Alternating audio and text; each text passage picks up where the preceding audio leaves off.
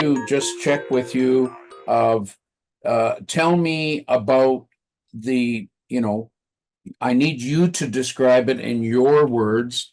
It was lovely for me to be there in Belgium, but tell me about this special reunion and remembering the anniversary of the crash of LW 682 of the Royal Canadian Air Force. Well, actually, it started on a reunion, which we do monthly with the group. And at a certain moment, we said, 12 May is now on a Sunday, which is ideal to remember those guys because they died 12 May. On 30 May that night, they crashed here in Gerardsbergen. Yeah. And we put our heads together and we said, this time we need to do a commemoration for those guys. We do a lot of commemorations, but this was special because the dates was correct. Everything felt correct for us. And we started as a little group, we thought it's going to be a little commemoration until we started to invitation to around the world. We contacted you, we contacted through our lines, we have the family, the squadron, which is still alive. And we were very happy that those guys directly said, yes, we're going to send somebody. And we thought, okay, it is going to be a little delegation. But actually, it ended with a big delegation from the squadron. The family who came, the response was so big, it was unbelievable for us. So it made the day, which was very special, more special. Well, if there's one event that has changed my life and my historic group's life and evolution, it is that recovery of Halifax LW 682 from the swamp in Gerardsbergen. And it was a 100% guarantee that I was coming to that ceremony.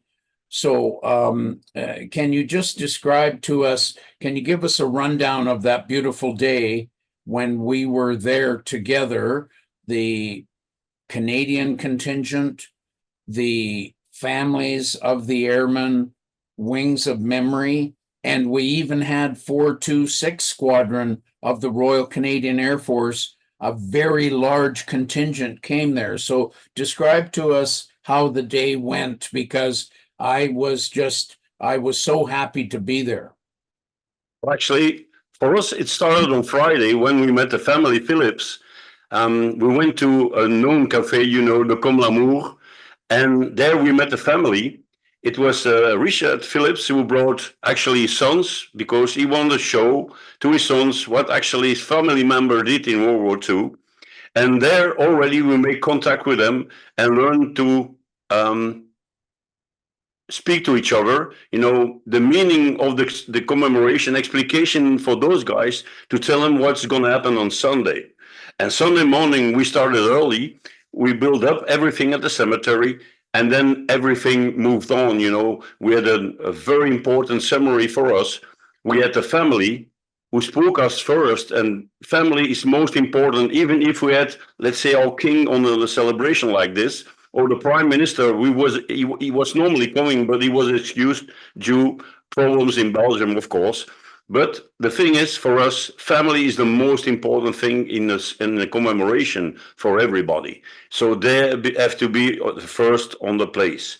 And we were lucky, we have two friends who started with a flyby for those guys who are laying down all together. The crew is laying down together with three other crews, actually. We have two Lancasters, which are buried also there.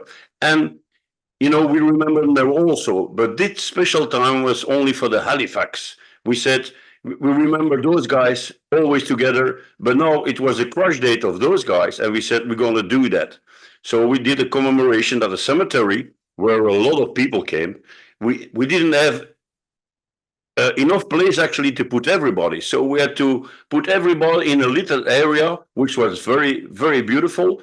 The ceremony was very special, and special for me, and I think for all Wings of Memory, was when the family spoke and you felt the emotion in the voice of the family Phillips when he was talking about his relative. At that moment, everything was so quiet, and I think a lot of people, well, there were tears in their eyes, and even for me, I'm an art man. At that moment, I had to, how do you say it, bite on my tongue, not to let it go, because the feeling is very special when you see that kind of thing.